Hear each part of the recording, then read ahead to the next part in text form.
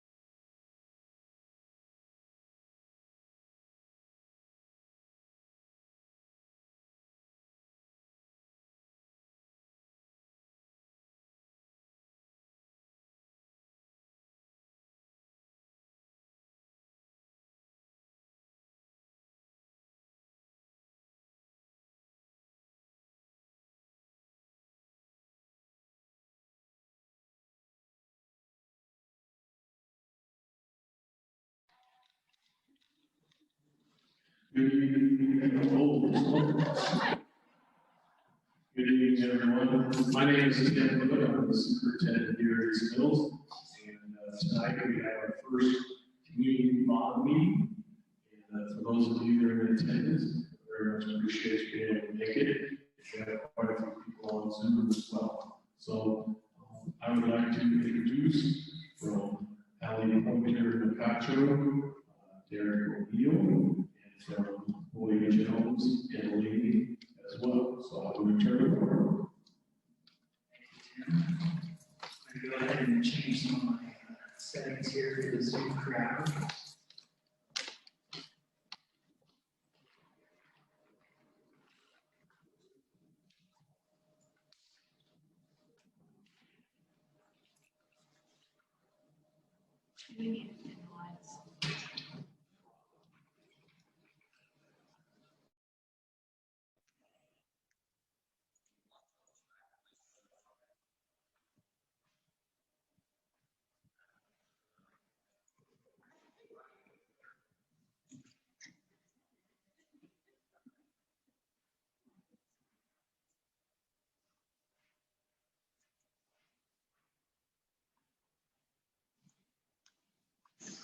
Okay.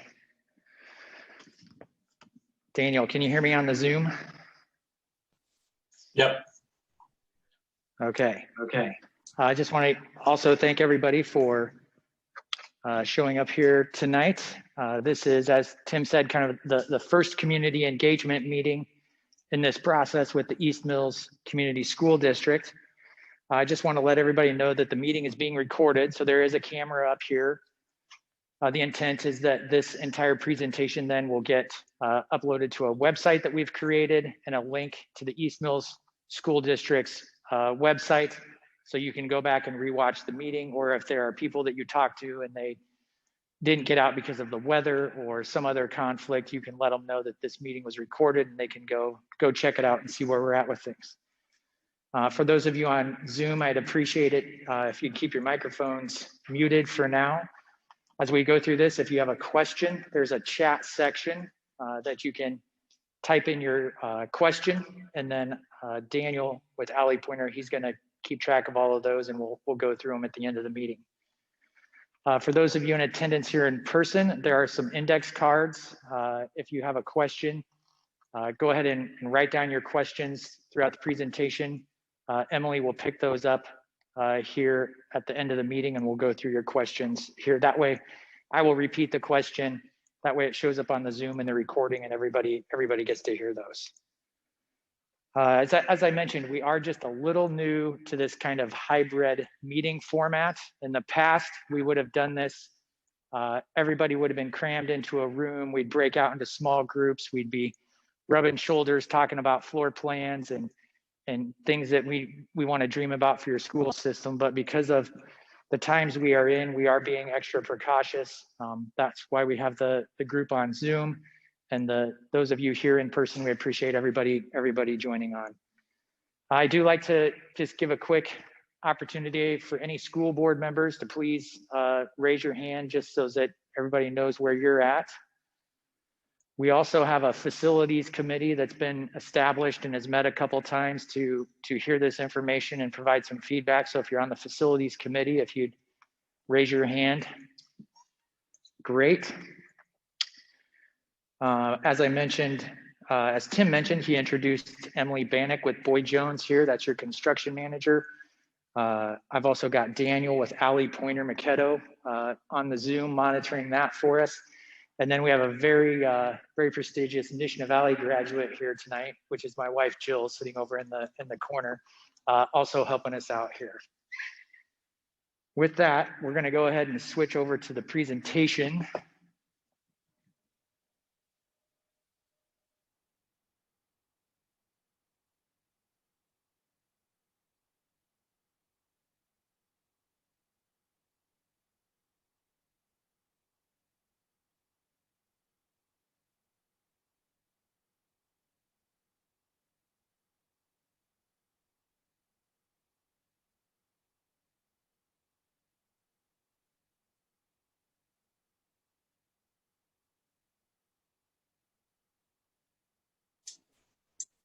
Derek, I think we lost audio. Just about the point where we're ready to start holding some of these community meetings, and with COVID, where we were not able to hold those meetings.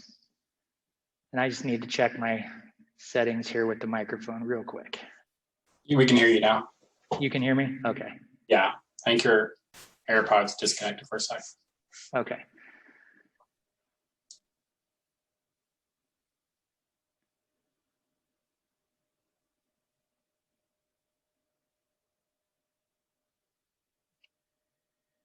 Okay, back to the meeting. As I mentioned before, Boyd Jones is here. They are your construction manager. They were also hired by the school district to support this process as we move forward. You know, you probably hear the term bond issue thrown around, and that we're going for a bond issue, but that is not where we are at by any means in this process yet. Yes, a bond issue is one option down the road to discuss, but there's a lot of work to do to get input from the community, buy-in from the community. We're not here to tell you to do any particular thing.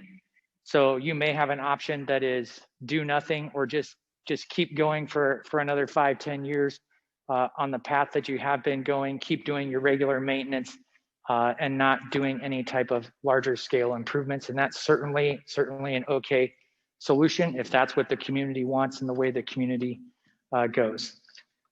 We also have a couple of engineers we work with. ETI Engineering is mechanical, electrical, plumbing, and technology. They've also been through all of your buildings, giving us an assessment of your heating and cooling, plumbing, technology, and electrical scenarios.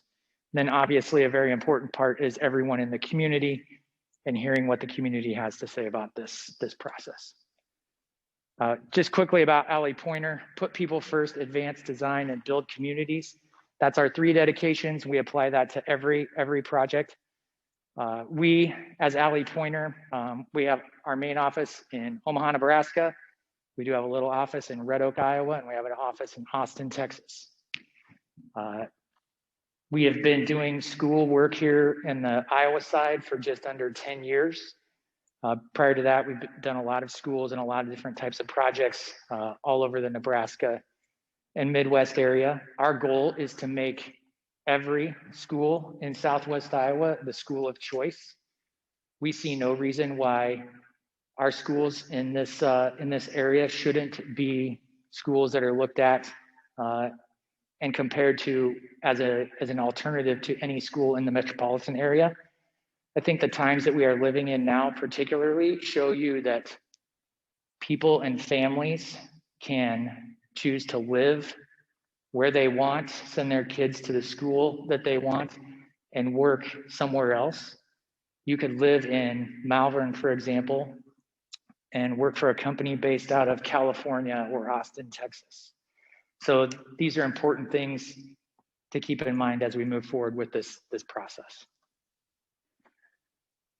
Ollie Pointer's been around for 33 years. We have 65 people in our firm, and very importantly, three dogs.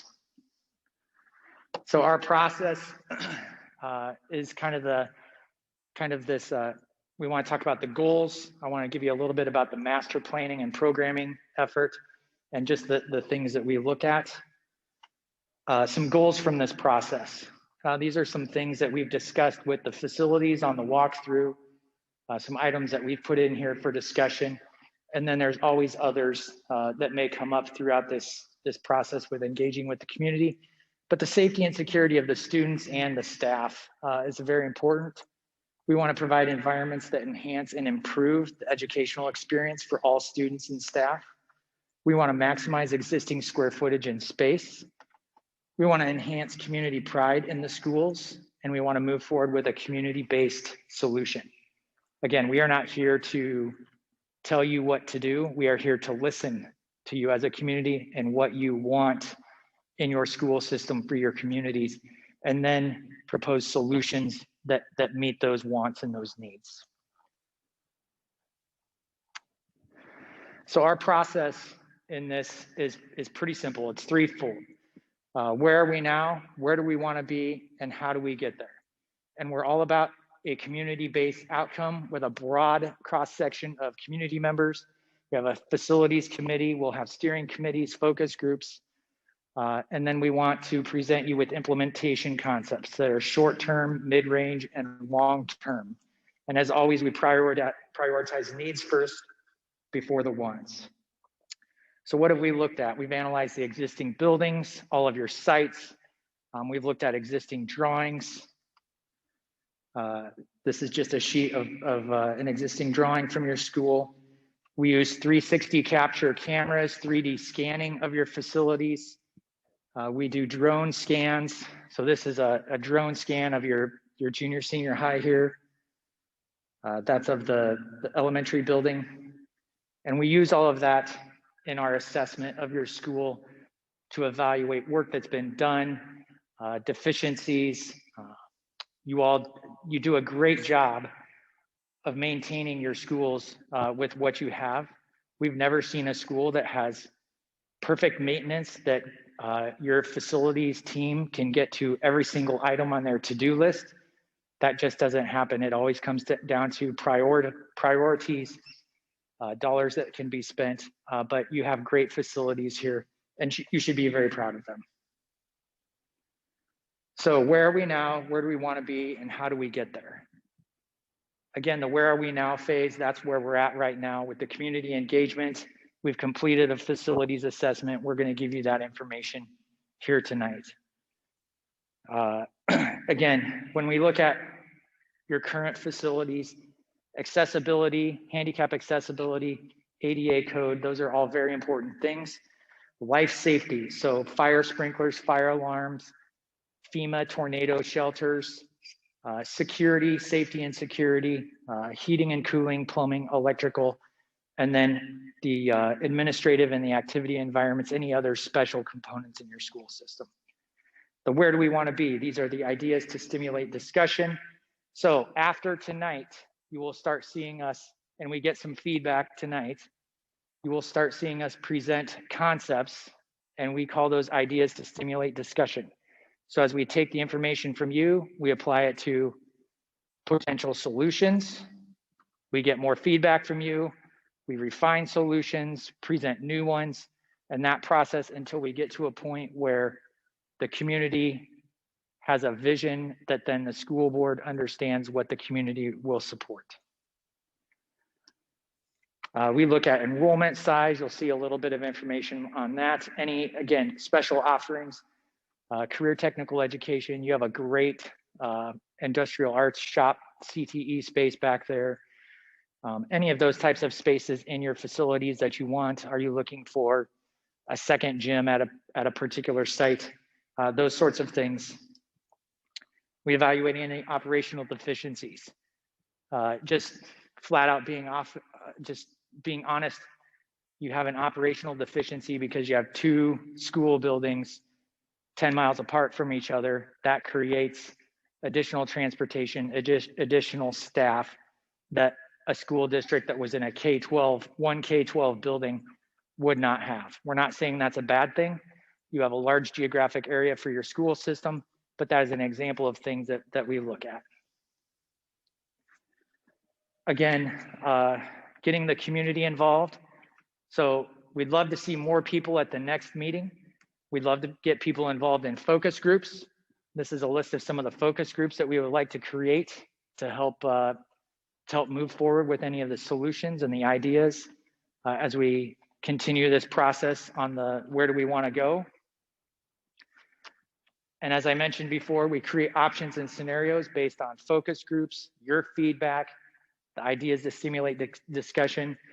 We create a number of ways to get that feedback. Tonight at the end of the night here, we're going to ask you to do an online survey with your smartphone or your computer. We take that information and we apply it to the next meeting. We've done sticky dots as examples of you put floor plans up on a wall, you get red and green sticky dots. There's other ways that we do that in order to get that feedback and get that buy-in from the community on what direction the community wants to go. How do we get there?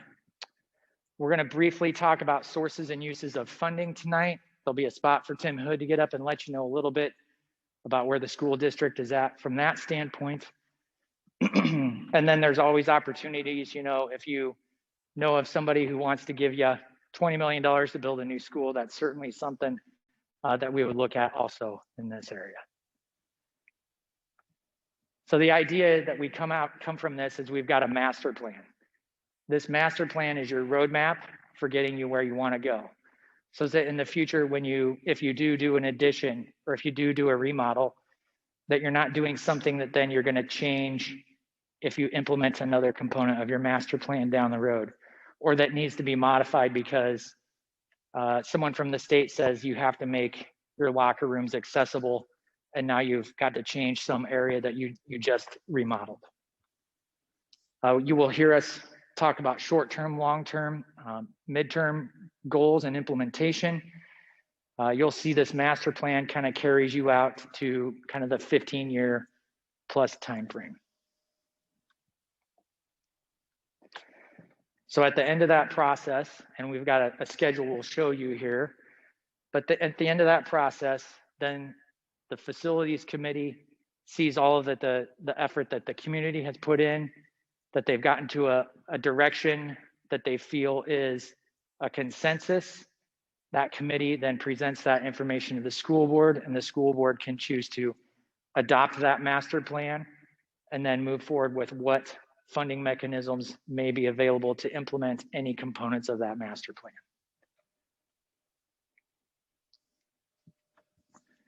There's a couple of slides here that we always like to show that talk about kind of just setting the expectations. So for example, you have a three-legged stool is sometimes what it's called. So if you've got a fixed item, you can affect the other two. So for example, if you want great quality and as big as you can get, then your budget is going to have to go up. There are very few school districts that can do this exact scenario. However, if you have a fixed budget, which every school district is going to have, and you want the most square footage as possible, then your quality is the item that will go down. We cannot necessarily affect that.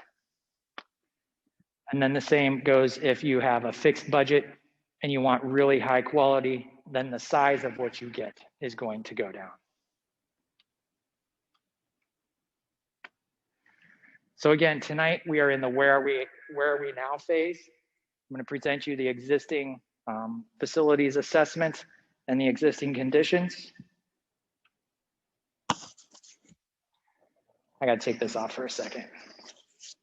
So this is a list of all of the different components and things that we heard on a walkthrough just with the facilities team, users, maintenance personnel. And we take all of this information and we then apply it to this drone scans, the existing drawings, our own 360 photography to help come up with a list of what we think are the expectations of a certain piece of equipment or lifespan of a particular component on your building, and then what that replacement cost may be down the road. So again, the elementary building here is first. That is just a floor plan for reference of the elementary building. We did do a square footage analysis. Overall, the building has just under 69,000 square feet. So we do have all the classrooms and we've done it. I know that that's a little hard to read. Again, this presentation will be available on a website. You can download it if you want to go through that information in detail. This is our list from the junior high school building here. And again, a floor plan for reference and a square footage analysis, and you have just under 44,000 square feet in this particular building. So we made some recommendations based on what we've seen at the elementary building and at the high school building. We created these 0 to 12 month implementation things. So those are components that need to be done kind of immediately. We have the 1 to 5 years, we have the 6 to 10 years, and we have the 10+ years. So I put these on a bigger screen so everybody can maybe read them a little better. So at the elementary building, in the next year, you have some roof maintenance that needs to be done. You also have some roofing issues on the multi-purpose building, and there's we have quite a bit of concern with some of the way the exterior panels look throughout the perimeter of the building, as you see in that picture right there. That is up to a $200,000 cost that you may incur over the next 12 months. I do want to clarify a question that's been asked a number of times. When we go through this, you'll see then the next set, which I'll just go ahead and go to that. The 1 to 5 years has a $2.9 to $3.6 million option. That is in addition to that $200,000 that you saw in the 12 months. One thing that you do need to see is there is some escalation that's built into this, and these are all considered as one-off individual projects. So the more that you would bundle into a overall renovation package, the better cost you're going to get for each one of these components. So if these were all bundled into something in one type of a bid package to get multiple contractors to provide you pricing, that number would go down and be less expensive. So in the 1 to 5 year range, we would expect you to consider things that you should consider would be security cameras, access control. Both of your buildings, you can walk into the building before you get to the office. A lot of times schools have spent a lot of effort creating kind of a Z-trap as a term, where you come into the entry and you have to go straight into the office before you can get access to the rest of the building. Code compliance, there's a lot of ADA and handicap accessibility issues that need to be addressed in the buildings. At some point, you'll have a spectator, a student, a staff member that may cause you to have to do some of those things sooner than you may want to.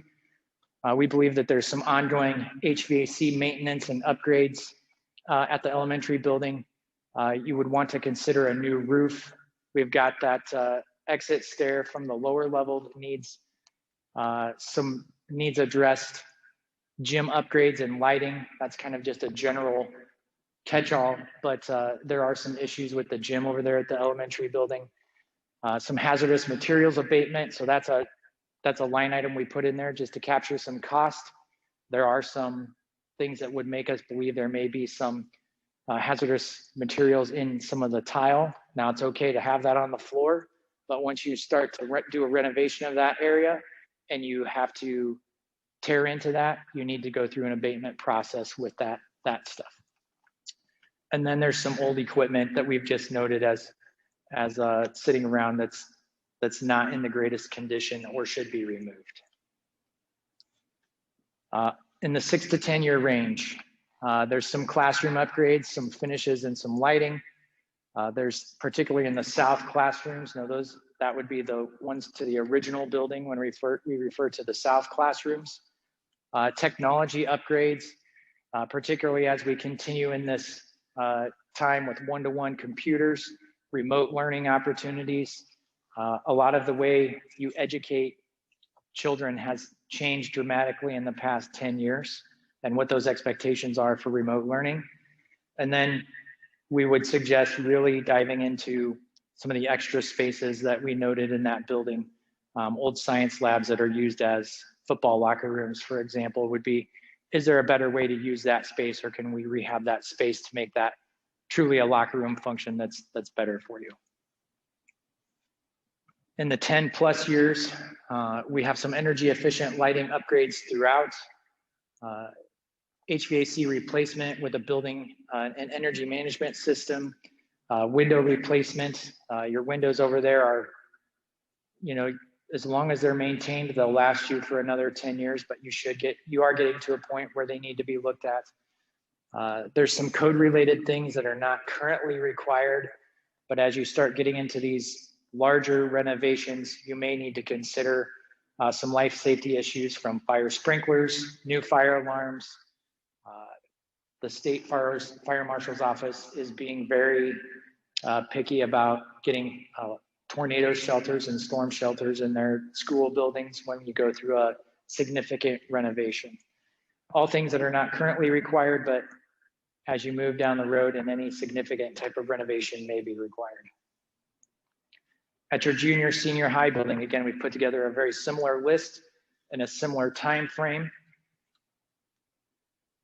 So in the next year, I know that's kind of a big range, the $120,000 to $600,000, but there's some roof maintenance that does need to be done. You have a fairly new roof here at 6 years, around 6 years old, but roofing on schools and keeping the water out is very, very important, any building for that matter. But keeping that water out and keeping your roof tight is very important. Ventilation in the automotive shop. There's some heating and cooling, I think, concerns in this particular gym that were noted. And then there's some bleacher issues here in this particular space. In the 1 to 5 years, again, we have a $1.7 to $2.1 million tag. This building is similar to the elementary building with the safety and security, the access control at the entry, who gets in and out. There is a lot of, again, handicap accessibility and ADA compliance that needs to be addressed. Elevators, locker rooms, bathrooms, access to the football field for a wheelchair. Your heating and cooling will be to a point where it needs to be looked at again, and then some building management controls. In the 6 to 10 year range, again, up to $3 million, but again, upgrading some lighting. You'll have some classroom finishes to consider at about year 10. We would want you to consider reviewing the wrestling and weight room functions. You never have enough space for those types of things. And as programs grow, I think Tim told me that in Sydney, the #1 growing athletic program is girls wrestling at the moment. So, something that probably we didn't even think of 10 or 15 years ago is now a pretty exciting challenge for a school district like that. Lighting in your gyms, and then obviously technology throughout all of the facilities. In the 10 plus year time frame. We've added energy efficiency lighting, so if that was not captured before, you would want to consider that at this time frame. There's a lot of finishes that are going to need to be upgraded and replaced in this particular building. We would think that about that point, your kitchen and the function of your kitchen is something that you're going to need to look at. It's already a fairly outdated and inefficient model for a school, but you do have some space here to be able to change that, which is exciting. We would bring a kitchen consultant on to help us with some of that.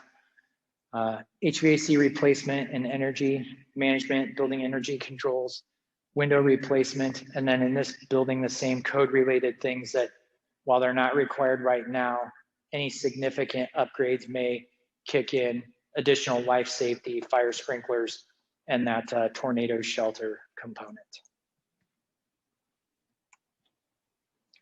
Just some other concerns that we heard. These were just more general comments and nothing in particular that's captured to a specific component. So then we take all this information and we do as we've done our walkthroughs and our assessments and we've gathered all this information, then we create a score and a baseline. This is the where are we now? You'll hear us use the term the status quo. So if you just want to maintain where you're at and not do a lot of improvements, at least you have a baseline for where you're at to communicate to the community.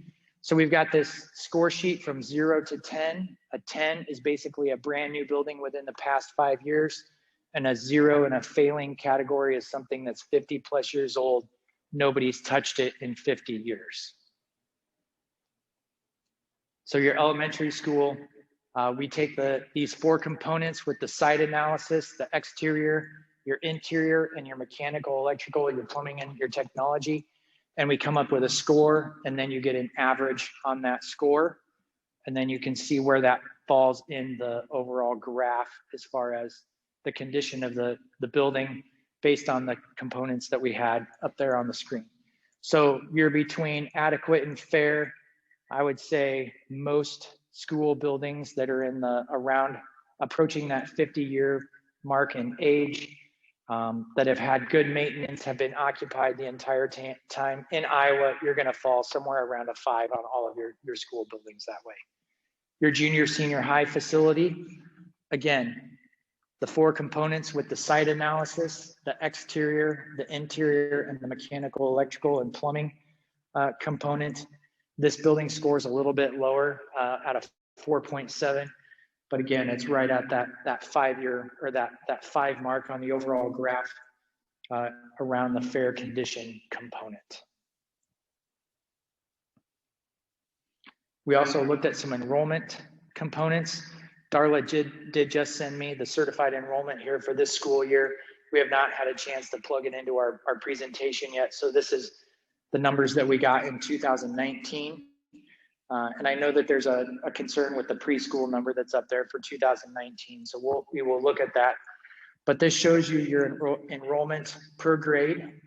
And then we've also done just a high level analysis on the enrollment in each of the buildings. So at your East Mills Elementary School, you have 219 students and you have a capacity for 365.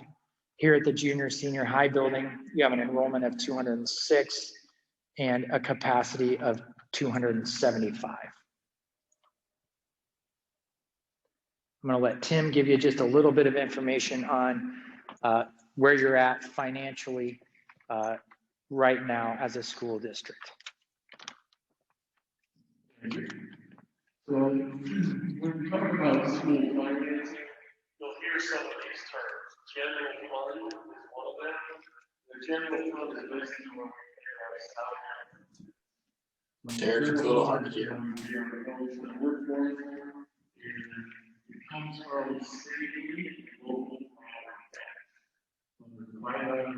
Recent local and every other district state pays that, and then you adjust accordingly depending on the value of that coming down. So any questions on the general fund? can understand the situation how we get it. Okay? Everybody? Good. Next one is management fund. Management fund is how we basically fund our casualty and property insurance. If you're in the early retirement program, I can fund that. And we do some really basic infrastructure things, not having anything down. Next one is superintendent temple, what we call it. And it basically is really helping all the little things that potentially become acts. Everything from bus repairs to fixing roofs to all those kind of things. The way of Can you maybe try to stand closer? And you can do only 33 cents per thousand or $1.34 max. That is really by the people. And fortunately here, we had it happen. Your community board did it $1.34 and the board does it 33 cents. So again, the physical plan equipment fund is something that is used. We have money in there, we're paying some of the demolition stuff off right now. Hopefully by the end of 2022 is when it is on the card. And then the final one is save. And 1 cent sales tax. Every time you go buy something, there's an additional 1 cent on there. That's a save. In a nutshell, I think it's well over $1,000 sweet now. Whatever your enrollment is, certified enrollment times over $1,000 in funds each year to help make it better. So when you generally your money will help so that everything is in the right market tax. So those are kind of the four main components that we talk about a lot at school, and hopefully. If you have any questions about that, please grab me and I'll best explain. So all these things together are part of the problem. Tim is just reviewing the I'm here for summary. Different funds that the school district has. Now we're in historic district act. So back in 2012, you're at 1445. As you can see today, in 2021, so my hat is off to my predecessor at the boards. They've done a nice job of getting property tax relatively. We'll see that here in a second. Your property tax is very important. We'll talk about the next one. So here's how you do it. So the highest rate in the state is together. Even though I don't know, $20.55 a thousand. Little is at almost 16, relative to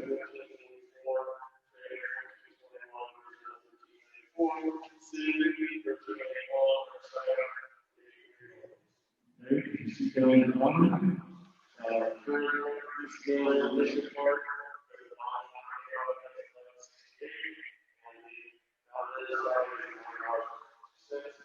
Most of the state is renting at $8.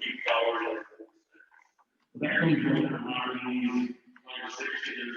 People have a assumption on their neighbor that they're paying really high property taxes or really low. So there you have it in front of you. That's the latest updated version. In the area as you see, you're very low compared to other people around you. Any questions, Julie?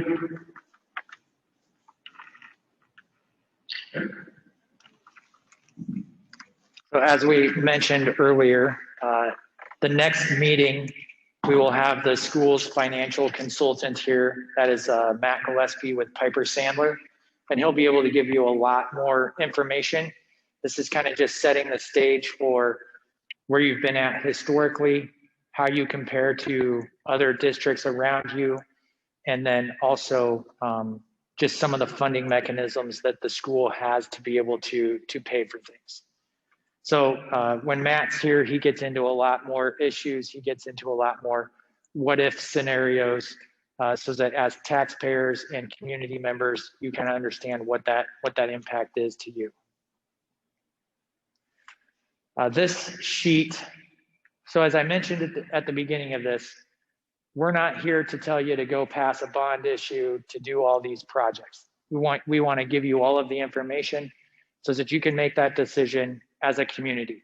You may decide to just keep going the way you are and not do anything, and we are perfectly fine with that. We want you to have the information so that you know how best to move forward.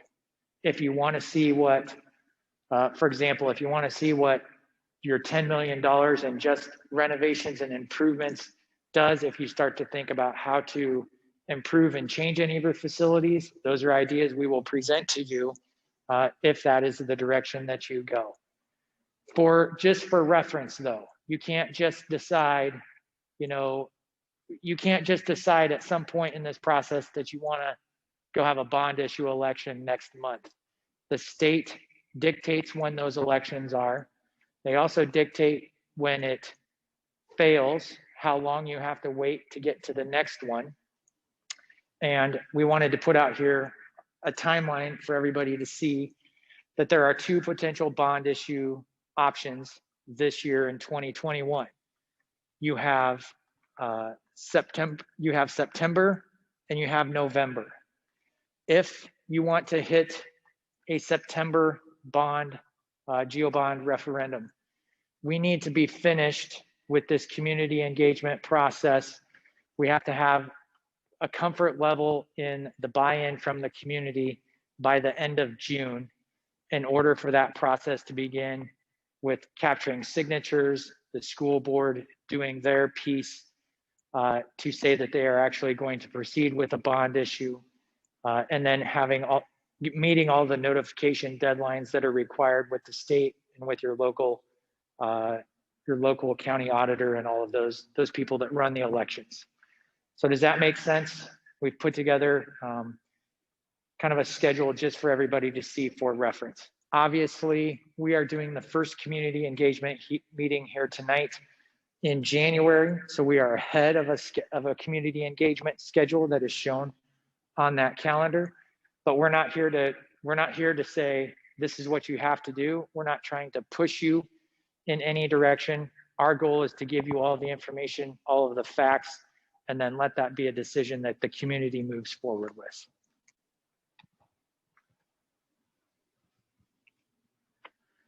A couple other things, we are getting close to the end of the presentation here, but a couple other things we wanted to note. This is the website link that you can go to where you will start to see copies and videos of the presentations that we've done for community engagement. We will upload copies, PDF copies of our presentations. If you've missed a presentation, you can go check it out in this process. Tonight, we've got, as I mentioned, a survey that we would like everybody to take. It's an online survey. If by chance you do not have a smartphone, I do have a couple of paper copies of this that I can give you to take that survey, and then we will input it into the system for you. But we would like you to participate in that. If you are watching this video, say after the presentation here tonight, we are going to leave that survey open for a week or two until the next meeting so that we can continue to gather input from as many community members as possible who have a chance to watch the video and see this presentation. So again, just our process. We would like some feedback tonight if anybody has any suggestions, either the Zoom users that are out there or anybody that's attending here in person. If you have any questions or comments on how we're presenting the information, if you are concerned for your safety or anything in a meeting like this, or anything that we can do to try and help improve this process. But we do plan to continue these hybrid meetings, and we will hold the in-person meetings at different sites. So the next one will likely be at the elementary building to allow anybody who wants to come and see the elementary building. And then we will also have the Zoom component also. So if everybody could take their phone, or if you're on your computer at home, You can go to menti.com. That's MENTI.com. And you enter the code that you see on the screen, which is 3484372.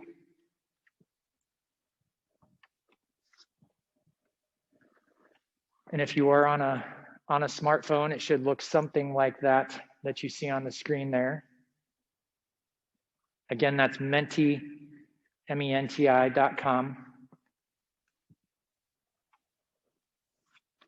And the code is 3484372.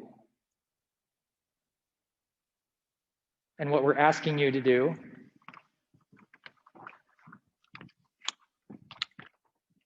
is to prioritize some items here. We call it a balancing aspirations exercise. So the first thing we do is we ask you to rank your top 3 items under balancing aspirations. There's one under managing concerns, assigning priorities, defining inspiration, and then any other concerns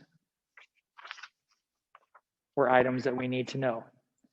So we went through this process, this online survey with the facilities committee at a meeting about 2 weeks ago. And it revealed, it was a good process in order to gather information anonymously. We're not asking you to raise your hand and give us an opinion in front of all of your peers, but it's something that we would like you to take your time and fill out the survey. And if you know of people that were not in attendance here tonight or that are not on the Zoom call, please let them know how exciting this meeting was and that we would love to have their input.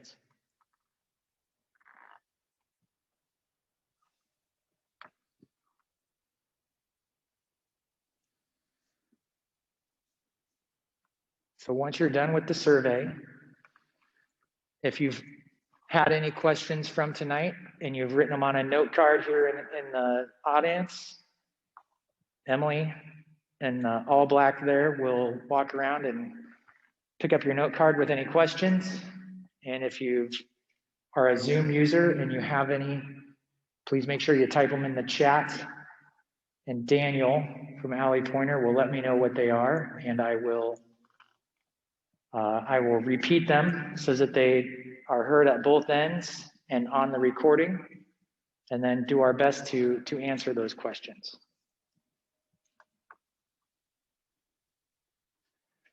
In the meantime, is anybody having any issues with the survey?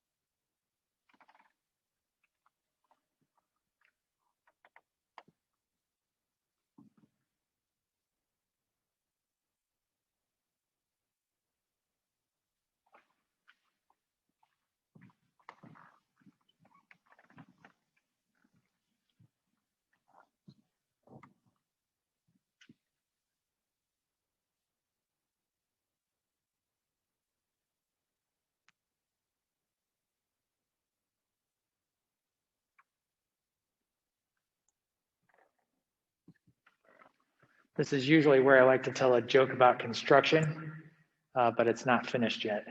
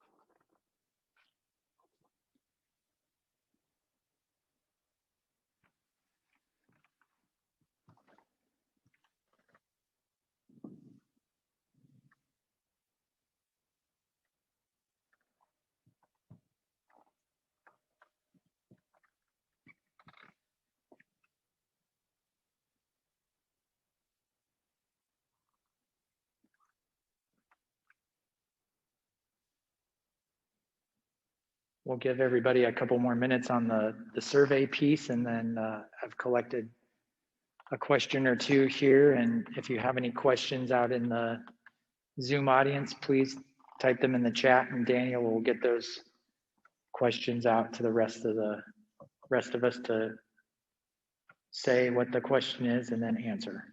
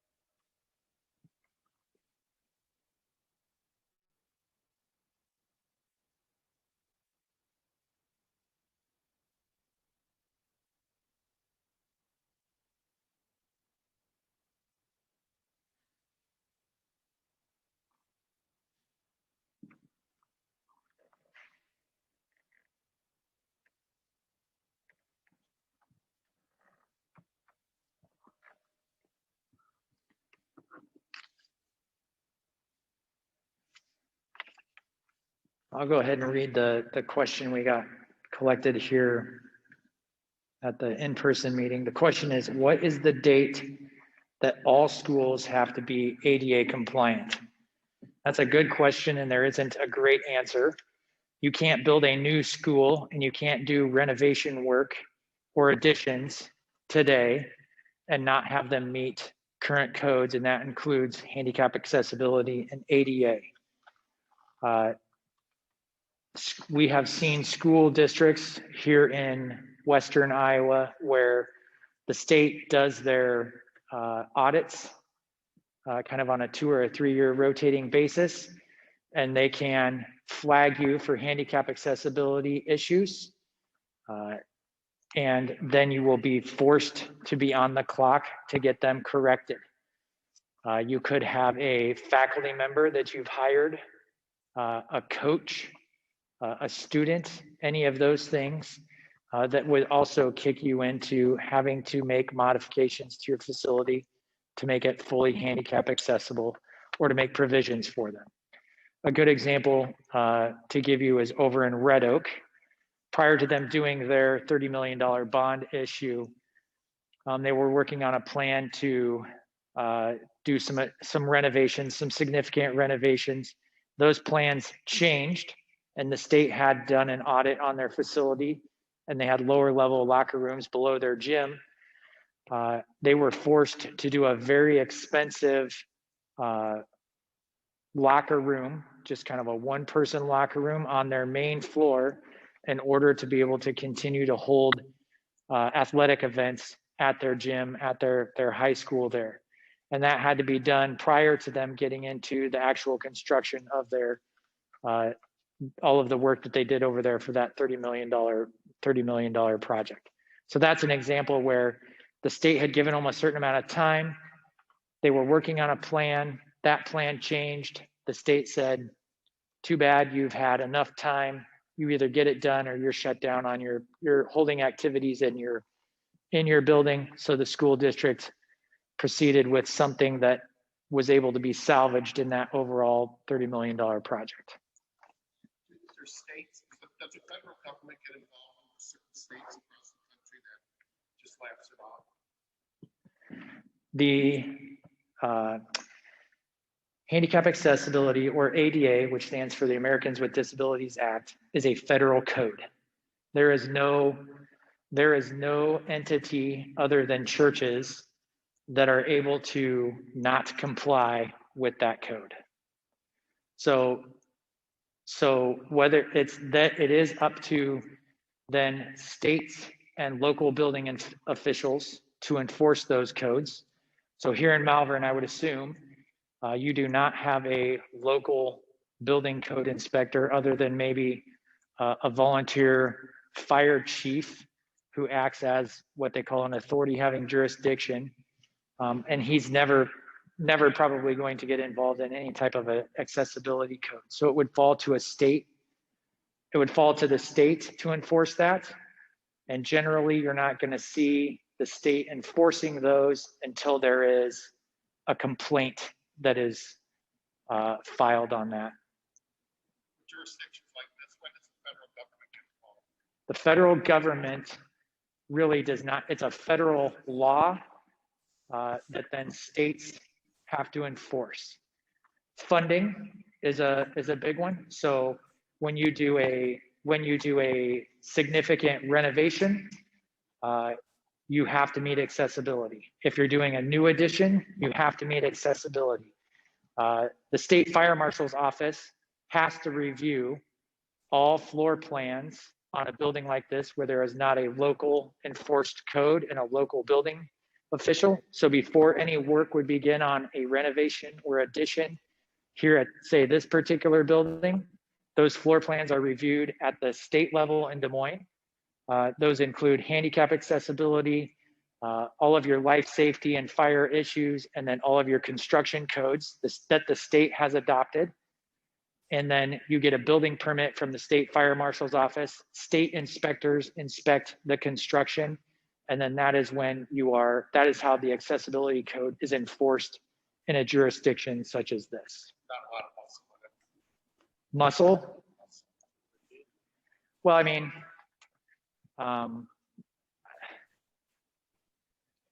you know, I don't really know how to answer that question if there's a lot of muscle. I can speak from personal experience. My dad is in a wheelchair. He comes to games. So say, for example, my daughter who plays for Red Oak High School, if she were over here for a game, he would do everything he can to get into this facility and watch the game from his wheelchair. It would take a lot.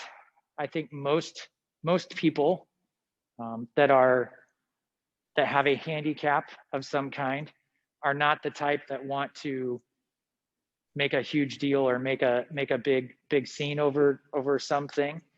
But that is an example of, if he were not able to even get into the building, you know, that is something where he wouldn't be the only one. And that is a scenario where, you know, you as a school district should consider doing the right thing and making the entry into the building accessible. And then any other thing that you can do to accommodate persons with disability or accessibility issues. Derek, there's a question in the chat. So the question that keeps coming up is, there is nothing that says you must have it done at this date until a complaint is registered. Yeah, Daniel, what's the question in the chat? Is there a building large enough to house all students and accommodate potential growth? So the question in the chat, is there a building large enough to accommodate all students in the district and allow for growth? And the answer to that, within the existing square footage that you have right now, there is not a building that is large enough to do that.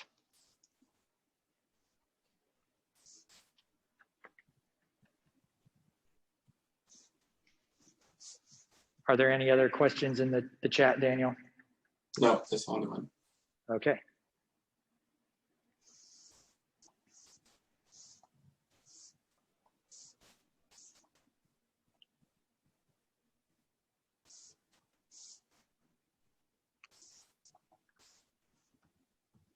Well, if there are not any other questions, we've done a good job at keeping this meeting right at an hour is what we kind of promised everyone. Just pay attention to, we don't have the next meeting scheduled, but as I mentioned, it will be a financial heavy meeting as far as just where the school district is at, options you have, how you continue to operate as a district and do some type of a capital improvement or construction if you want to do that. So pay attention to the emails and social media and all the channels that this meeting information went out on for when that next meeting will occur. Thank you everyone for attending, and thank you for everybody who joined remotely. We appreciate the attendance, and we are an open book. If anybody has any questions in the meantime, feel free to email us, call me, get a hold of Mr. Hood, or follow that link that was in the presentation to the website. There's a section on there where you can ask a question, and then that question will get posted in an answer in there, kind of an FAQ scenario. So we're trying to give you all the different avenues possible to ask your questions and get the information. Thank you.